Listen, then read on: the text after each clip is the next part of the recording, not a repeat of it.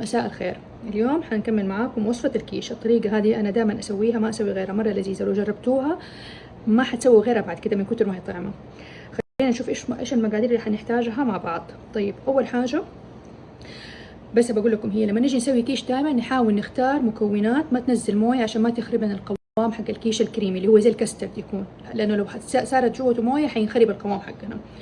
ففي طريقة معينة نقلل من السوائل في الخضار لو حبينا نستخدمها. اول شيء في المقادير حقتنا عندنا الكرات الليك، هذا مكون جدا اساسي، نكهته جدا مميزه، لازم تستخدموه يا جماعه. فحنستخدم فقط الجزء الابيض حقه، اذا كانت الحبه كبيره زي كده فما حنستخدمها كلها، حنستخدم لحد هنا. لو حبه صغيره استخدموها لحد اللون الاخضر الفاتح، حنفرمها. تمام. عندنا الاجبان حنستخدم جبنه فته، الجبنه الفته البيضاء برضو في تنزل مويه مره كتير، فنحطها في مناديل ونلفها ونخليها في الثلاجه ساعه ساعتين اقل حاجه لين يعني تسحب منها المنديل اغلب المويات. تمام. عندنا طبعا حليب وكريمه حق الطبخ، بيض. بالنسبه للخضار، باقي الخضار عندنا اسباراغوس، ممكن تستخدم بروكلي، انا استخدم بروكلي مع اسباراغوس احيانا. عندنا بيبي سبانخ، هذه احب استخدم هذا النوع، اذا ما عندكم استخدموا المجمده عادي المفرومه والعاديه الكبيره زي ما تحبوا. طماطم برضو حوريكم كيف نسوي الطماطم عشان نتخلص من السوائل اللي فيها. عندنا زبده، ممكن نستخدم بدالها زيت زيتون للطبخ. ملح وربع ملعقه ملخبط فلفل اسود مع فلفل ابيض، وملعقه نشا. انا صراحه احب دائما احط ملعقه النشا عشان اضمن لو انه في سوائل في الخضار حقتي ما تخرب لي قوام الكاسترد، يكون ممسوك يعني متماسك مع بعضها. فهذه انا بالنسبه لي اساسيه، في ناس كثير ممكن يشوفوها اختياريه والقرار ليكم. طيب، اول حاجه حنسويها قبل ما نبدا الطبخ، هذا الكرات حقنا حيكون مقطع بالطريقه هذه. تمام. الطماطم حقتنا حوريكم كيف انا قطعتها وطبستها في فرن حار 190 درجة لمدة تقريبا 17 دقيقة عشان نشوفوا كيف نتخلص من أغلب السوائل. هحط لكم الطريقة حقتها كمان. والسبانخ حقتنا والليك برضو حينطبخوا. السبانخ لما حنطبخها حنعصرها بعد ما نطبخها نشوحها على النار، والليك حقنا بعد ما نطبخه برضو حيتخلص من المويه حقته. بعد كده نكمل خلط باقي المكونات. حوريكم خطوة مرة مهمة نسويها دائما لما نسوي كيش ونستخدم فيه جبنة الفتة حقتنا. نقطع الفتة ونحط تحتها مناديل. تمام. نحط كمان من فوقها مناديل كده، ونلفها ونحطها في صحن ونسيبها في الثلاجة كم ساعة عشان أغلب الموية حقتها تخرج، اللي هو البراين، الموية اللي كانت جالسة فيها، وما تخرب لي الكيش، ما تنزل مويتها على الكيش. اديني بليت هنا نيتا. شايفين اوريدي، بس احنا خليناها دوبي شوية من بعد ما قطعتها وحطيتها، شوفوا كيف. وحنسيبها في الثلاجة، يفضل تقعد في المنديل، لو تقدروا تغيروه بعد ساعة أفضل. يلا دحين حنبدأ نسوي الخضار حقتنا. حنبدأ بالسبانخ لأني ايش احتاج أعصرها. أحط نقطة زيت زيتون، هنزل عليها شوية زبدة. السبانخ حقتنا نسويها كده على دفعتين، الكمية هنا عندنا.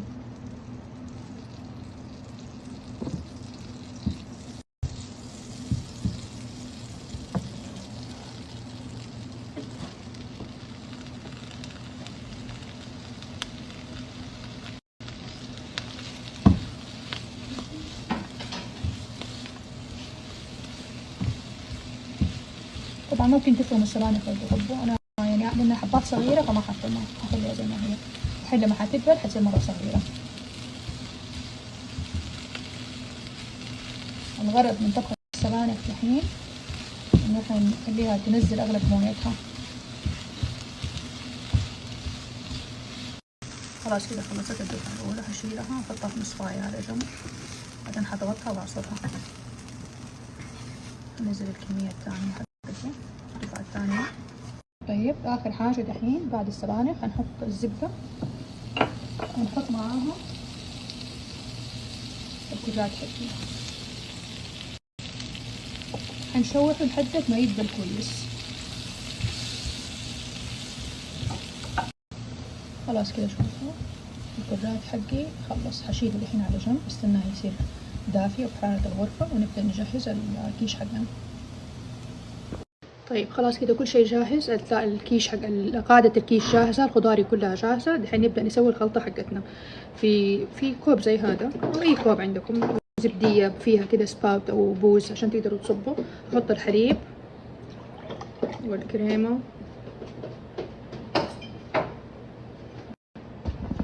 الملح والفلفل حقي، النشا والبيض. والبيض هنا في البيضة اللي استخدمت فيها لدهن الكيش، رجعتها هنا مع البيض حقي. وبعدين بالإميرجن بلندر نخليه جوا. طيب ما نطلعه برا عشان ما نبي ندخل هواء كتير جوا الخلطة. نخلط لحد ما كل شيء ينخلط معانا.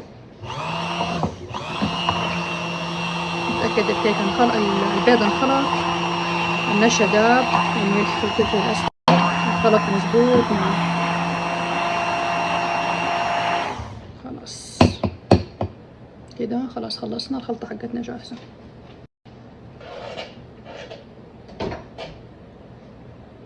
الحين نبدأ نعمل اسمبلي للكيش حقنا. دائما انا بحب اخبزه في صينية زي كده تكون من تحت فيها قاعدة عشان قطع التصوير. طيب اول حاجة نحط الخضار حقتنا تحت. انا حخلي شوية من الخضار بعدين ححطها في الوش، حوريكم كيف للناس اللي تحب انه يبين عندها الخضار حقتها تكون باينة. هذه السبانخ حقتي بعد ما عصرتها، بس هي شوية حتكون رزيلة انه لازم نفكفكها بيدنا لما نيجي نحطها. طبعا عصرتها مظبوط عشان اتخلص من الموية. نحاول نوزع الخضار حقتنا مرة كويس في كل مكان عشان كل واحد لما يجي يقطع يطلع له من الخضار. من حتى لين الاطراف نحط.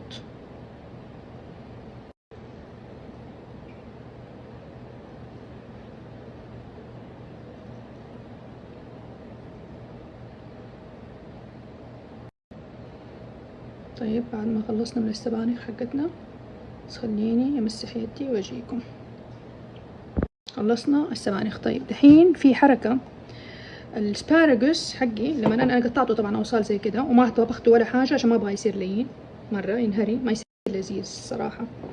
هدول الحبات ممكن تخلوا منهم مجموعة في نص وقت الخبز حق الكيش لما تبدأ تمسك نفسها نحطها في الوش عشان يبان شكلها حلو. لو تحبوا الحركة هذه اختيارية ما هي ضرورية، يعني للناس اللي يحبوا اللي عندهم وقت صراحة. هي معلش انه خطوات الكيش هذه مرة كتير، بس الطعم يا جماعة ما يستاهل، جدا يستاهل. دول حنحطهم في الوش بعدين. طيب دحين نحط الجبنة حقتنا البيضة. برضو الجبنة نحاول نحطها ونوزعها في أغلب الأماكن عشان كل واحد تطلع له قطعتين. صراحة الفتة في الكيش هذا هي اللي تعطيها النكهة اللذيذة. هو صراحة هو بنفسه لذيذ، بس الفتة تخليه ليفل آخر من الطعام. وبرضو حنخلي شوية منها للفتة حنحطها برضو في الوش، يعني عشان تبينوا انه ايش المكونات اللي جوه، لانه هذه الاشياء اغلبها حتسيح جوه اللي هنا. الحين حتأكد انه الكريمة حقتي مخلوطة تمام وحنصبها. نقرب ونصب.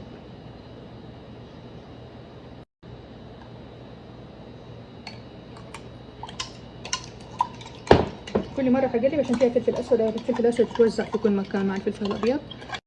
نتأكد انه احنا بنقلب مع كل حطة.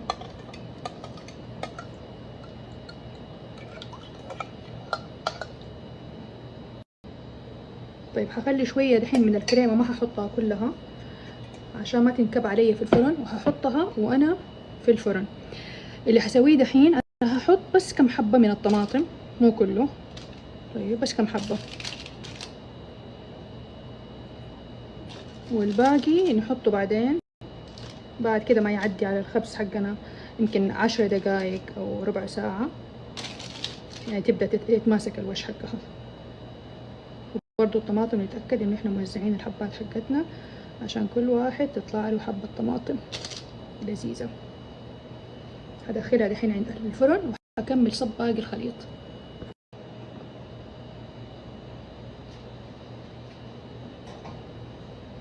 الكيش حقتي خلاص كيف مرة مليانة. دحين لما نيجي نقفل الفرن نقفله بشويش عشان ما نكبكب الكسترد برط الصينية وبعدين يقوش علينا الكسترد من تحت، الكيش من تحت. يلا شوفوا خلصت 15 دقيقة. دحين نحط باقي الخضار حقتنا عشان تبان في الوش.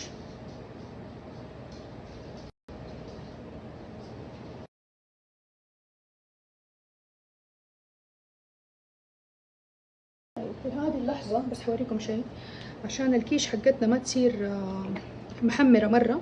فايش نقدر نعمل احنا؟ نحط هذه حقت الكيش اللي هي حقت الشيلد من الأطراف، أو تقدروا تحطوا قسطير. تجيبوا قسطيرة مربعة تقصوها دائرة، تقصوها من جوا، تفرغوها من جوا بشكل دائرة وتحطوها بحيث الدائرة تكون مغطية الحواف حقتنا حقت الكيش، عشان بس ما يحمر زيادة علينا الأطراف. شوفوا يا جماعة خلاص خلص الكيش حقنا. دحين تحسوه كده منفوش بس حيهبط بعد شوية. من النص تحسوه شوية لسه فيه طراوة خفيفة، من هنا متماسك. وعادة الكيش دحين بعد الحرارة حقته حيمسك. لو تحبوا طبعا لازم دحين نخليه يبرد عشان ما حنقدر نقطعه كده. لو تحبوا ممكن تقطعوا شايفز اللي هو التوم المعمر وترشوه عليه مرة يطلع لذيذ. بالعافية. يا جماعة دوبي قطعت الكيش، كنت بصورها بس بدي اوريكم هي من تحت كيف. شايفين كيف مرة كريسبي ومقمرة مظبوط. مهم هذه البري بيكنج هذا اللي هو البلايند بيكنج جدا جدا مهم لما نعمل كيش.